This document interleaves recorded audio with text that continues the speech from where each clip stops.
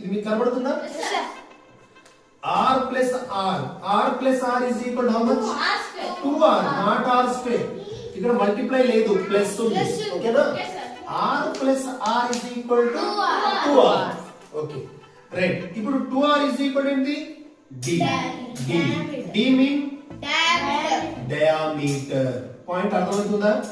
Diameter. yes right. నీకు r మాత్రమే కావాలి అనుకున్నాం అనుకోండి, r is equal to d by 2. 2 here multiply, here coming means division. So that's why r is equal to d by 2. Clear? Yes sir. ఇది అర్థమైపోయిందా? Yes sir. This is clear? Yes sir. r is half of the diameter. ఈ r అనేది ఏమవుతుందన్నా?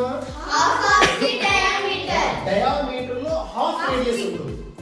Radius diameter లో ఎంత ఉంటుంది? Half. Diameter